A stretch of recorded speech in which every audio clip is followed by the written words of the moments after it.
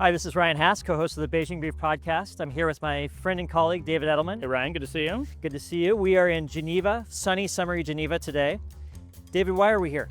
We are here at the UN Global Conference on AI, Security, and Ethics, hosted by the United Nations here in Geneva, and the UN Disarmament Agency, UNIDIR, which is pulling together folks from around the world to talk about the intersection of national security and artificial intelligence. And specifically, we're here on behalf of Brookings to talk about some of the experience that we've had over the course of the last 7 years on AI, and specifically US-China AI national security, an issue that I know you've been leading on from well before then. David, you were just on the stage at this UNIDIR conference. What were some of the key messages that you wanted to get across? Well, the first message was that this is one of those issues that is evolving faster than governments can keep up, and that we have heard consistently from governments that there is a real need to have this conversation happening both bilaterally, US-China, and more broadly. We keep hearing over and over from those, here at this conference that this is going to be a global dialogue, and it needs to be situated within that. But at the same time, I think there's a lot of anxiety in this room about where this very consequential security relationship, one that is not always on a positive tenor, is headed. And if there is one set of issues that seems to unite US and China, it is mutual anxiety about the impact that AI can have on our collective national security, and even for the relationship and sleepwalking into, God forbid, a conflict. And so that's really what we're focused on today, is talking about what are the mechanisms that exist bilaterally, at the perhaps multilateral international level, to bring down the risk of an otherwise unintended conflict. It was a powerful visual having you on the stage with your Chinese counterpart, Xiao Qian, talking about the work of this Track 2 dialogue on the role of AI in national security that Brookings and Tsinghua have led for the past 7 years. What were some of the headwinds that you described in that conversation to the progress of this dialogue? Well, look, this dialogue, as you well know, happens in a context not of mutual trust, but of mutual interest, right? The U.S. and China at the governmental level do not trust one another on these issues, as a long list of others. And so, I think one of the core headwinds that we've always been facing, and frankly, anywhere we want to make constructive progress, even on issues that are challenging in U.S.-China, is the fact that there is, consistent political relationship separate from any academic dialogue, separate from any Track 2, even separate from the issues we might want to talk government to government with China in the broader tenor of the relationship. There are lots of things that make that a dynamic relationship. And so obviously this dialogue, like any other, has run into the challenges of, ensuring that we are making sure we are fully representing the realities of the relationship. No one wants to have a conversation for its own sake. The idea is to actually make meaningful progress to help, where appropriate, inform or educate or provide new ideas to the governmental level, and also, frankly, to help one another more deeply understand where the trajectories are headed, where this technology is headed, and where there might be areas for constructive, if not agreement, at least constructive overlap in the policies that we want to see. US-China, it is clear that both countries are concerned about the idea of these capabilities falling into the hands of non-state actors for malicious use, whether that's in the context of biological weapons or other bio concerns, whether it's in the cybersecurity context, we're reading so much about right now, AI plus cyber hacking. These are issues that are not U.S. or China. These are global issues. And yet there are these two most consequential parties, the U.S. and China, that are leading the AI revolution. And therefore, it's one of the most important conversations that can be had right now is between them. So, certainly it continues to be the case that this is a challenging relationship. These are challenging conversations to be had. But just as was true throughout the Cold War, when the U.S. and the Soviet Union and Russia were able at times to sit together to talk about consequential national security interests in the interest of broader global stability, this is going to have to be one of those issues, as hard and halting as it can often be. One of the things that I have heard both in government but also since being out of government is a sense of skepticism about the role of Track 2 dialogues, which are dialogues between former officials and experts that don't have a government affiliation. What do you say to people who are cynical about the prospect that people who are not in government could play a role in advancing some of these discussions? Well, look, I've been there. I've been in government. You've been in government. The reality is, we, as those who are not presently in government, we are not the government. There is an absolutely important and critical distinction that is made there for better and for worse. The reality is that one of the values of Track 2 dialogues is that it can be a venue in which not policies, but ideas of ways in which there can be overlap in policy can be explored. Yeah, and it can be explored in a safe way where governments have total deniability in the outcomes of those processes. There are other governmental processes that exist in exactly the same way. Right here at the UN, I was involved for years in a group of governmental experts on cybersecurity. It's a UN-based mechanism that exists, again, for experts to come together, try their best to anticipate where policy is going, and then devise, if not solutions, common understandings about that. And then the governments can choose to walk away. They can choose to pick up some of it or not. But, having been inside government, as you have as well, the truth is we don't have a lot of time to be sitting developing 100-hour dialogues, 50-page studies of every element. We really, hope and rely on deep expertise of those that can help inform that and to scope out directions that, frankly, may be more creative than those that we would necessarily have. I don't think a track 2 can ever claim it has more access than a track 1. Hopefully it has contributing better ideas than would otherwise be available in the absence. President Trump and President Xi have announced that the United States and China at a government-to-government level will resume an official dialogue on artificial intelligence. Now you, Ryan Hass, have been in that seat, right? I was there. You have run, functionally, the last state visit by Xi Jinping to the United States. Okay, so you've been through it. We've got this high-level statement. Our people, right, shall go talk about AI. What's the expectation there? When two leaders say that, on the Chinese side and on the U.S. side, what are they actually directing? Well, I was going to ask you the question, but since you posed it to me, I'll just say a few things. First of all, the fact that the two leaders said this when they met in Beijing, knowing that they would see each other again in September in Washington, D.C., means that they are setting expectations that there will be some semblance of progress on AI issues between their last meeting and their next meeting. Otherwise, they wouldn't have gone to the effort of building the fanfare and the expectation around this issue. The question then becomes, where is progress practical?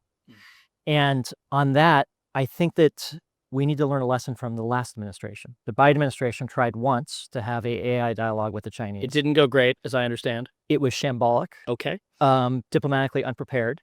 And as a consequence, both sides came into that meeting with different sets of expectations about the agenda and what would be achieved. That mistake cannot repeat itself again. Instead, both sides need to do the diplomatic groundwork of making sure that they have aligned agendas, aligned expectations before they enter the room to have this next set of dialogues. And the issues that seem to be most animating right now are around the ability of AI to amplify cyber threats and potential threats to critical infrastructure. I think we've also heard from a range of interlocutors, but the Chinese included, that this intersection of AI and bio is an area of real concern. That the idea that you might have rogue actors, particularly non-state actors, that would be in a position to actually engage what we think of as bioterrorism. That's an area that we've certainly heard about. Now, will Xi and Trump be able to talk about something that sensitive? Who knows? That's a pretty tall order. One other thing that I've learned over the 7 years of us doing this dialogue with the Chinese is that progress doesn't travel on a linear path. It's very jagged. There are iterations of meetings where it feels like no progress is being made. And then there are sort of step increases in the productivity of the dialogue. And I think that we should probably factor that into our assessment of what's happening at the government-to-government level as well, because this is a complicated set of issues that are evolving in real time. And I think it'll be animated by where both sides identify mutual vulnerability and mutual risk, as well as mutual interest. And I think that's kind of the key of this idea of coming together, not for its own sake, not because of trust, but because of mutual interest, because there is this need that both sides have as the two most consequential superpowers, yes, but AI superpowers in this context. And that sense of vulnerability and that the technology is moving more quickly than government can. That's something we say in the U.S. all the time. It's become kind of a cliche. I mean, people have been saying this about government technology for 15, 20 years. They're always saying that.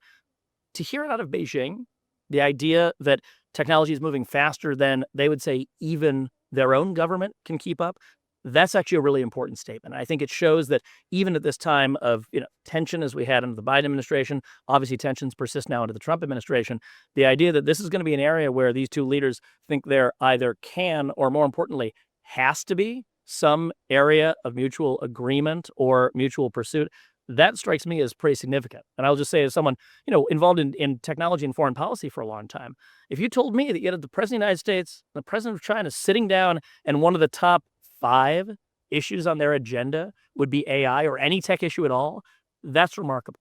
And it's remarkable over a long sweep that we've seen from the shirt sleeve summit when she was talking to President Obama, and Obama brought up hacking as a major area of his concern, specifically theft of intellectual property. The relationship continued to be tense on those issues then, and now, an issue that is also technological that you could see being just as frankly poisonous to the relationship, where there's a sense that there's an arms race on that we talked about earlier, an unhelpful frame, but people have framed it that way.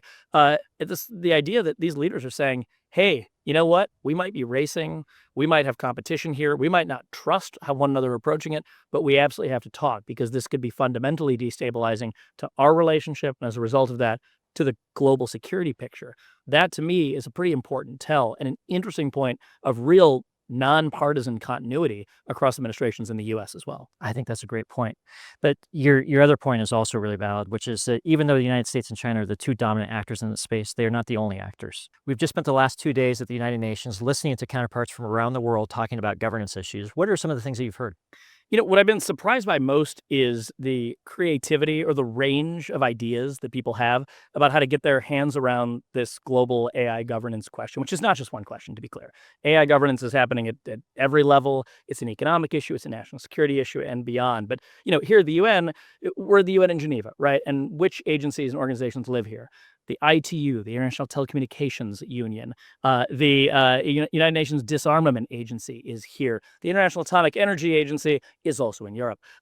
You look at these agencies, and I think a lot of people around the world are looking for what can be the single location that's almost a clearinghouse for a lot of these concerns. Now, personally, I think that's kind of a tall order. One, international organizations, if national governments were having trouble keeping up with the speed of it, IOs might have even more trouble. So that's just a reality. But, we're hearing real clarity where, I was there in the hallways and someone said, what we really need is an International Atomic Energy Agency, an IAEA for AI, just like we have for nuclear weapons and nuclear power. It's a powerful idea. It has great clarity to it. It is also not lost on me that the head of the IAEA was addressing this very conference. So I think you're going to see this institutional pressure, not just from sort of the grassroots of the global majority, as they're calling themselves, to talk about where can we deal with this issue, particularly for lower resource countries that might not have the capacity to do a lot of governance and that feel like they are receivers, not givers of the rules of AI, but want to be very involved in it. That desire for more unified governance at the intergovernmental level, it's definitely going to be there. I think the question that we all have to ask ourselves now is, what are the mechanisms that have worked in dealing with hard national security relevant technologies that frankly could benefit in certain areas from interlocking, I won't say overwhelming, but interlocking levels of governance at the international, intergovernmental level. And that last word is really critical. It's kind of a line of UN speak. We say things out here like the multi-stakeholder model and what intergovernmental means, generally speaking, is that companies are not invited, that civil society is not invited. You think about the history of internet policy and technology policy in the last 20 plus years, that multi-stakeholderism has been really important. It's been critical to preserving the long-term freedom and openness of the internet. It's been critical to preserving, what we think of as its innovative potential. Oh, and by the way, turns out, unlike nuclear weapons, AI is a private sector invention with a lot of help from academia, fundamentally. And so there is no state monopoly on AI that exists. And so when we think about these sort of governance paradigms to lay on top, yes, IAEA or the CERN is another thing people have said as an international collaboration. There's probably going to be a role for international organizations to find their space here and to figure out what they can uniquely work on and uniquely galvanize a particularly largely legitimate bloc. But at the same time, we have to weigh this against the speed at which we need governance. And that is true at the domestic economic level. And it's just as true on the national security level as well. And that's why I suspect you're going to see conversations like US-China remain not only vital, but somewhat counterintuitively at the forefront of this global dialogue, precisely because they're the countries that have the most to gain and the most to lose from this going awry. Well, David, thank you so much for adding so much insight into this conversation. We started out talking about a Track 2 dialogue between Brookings and Xinhua. We expanded it to talk about the U.S.-China government-to-government dialogue and how it fits into the relationship between the two countries as well as the two leaders. And now we've closed by talking about the role of the United Nations international system in looking at governance issues related to these questions. We've covered a ton of ground. This has been a really rich supplement to the June 23rd podcast on U.S. and China AI strategies. We will be back in Washington soon. So to our listeners, please stay tuned. For more in-depth analysis from our team, visit the China Center on the Brookings website at brookings.edu/China Center. On behalf of the team at the John L. Thornton China Center, thank you for listening to the Beijing Brief. This podcast is produced by the Brookings Podcast Network. Our thanks to the production team, including supervising producer Ike Blake, senior producer Fred Dews, producers Ali Mathias and Virginia Schaus, audio engineer Gaston Reboredo, and video producers Daniel Morales and Teddy Wunsing. Rachel Slattery designed the show's artwork. Also, thank you to our colleagues in the John L. Thornton China Center, Foreign Policy, and Office of Communications at Brookings for their support. To learn more about our research, visit us at brookings.edu/China Center. And to learn more about this podcast, go to brookings.edu/The Beijing Brief, or wherever you like to get podcasts.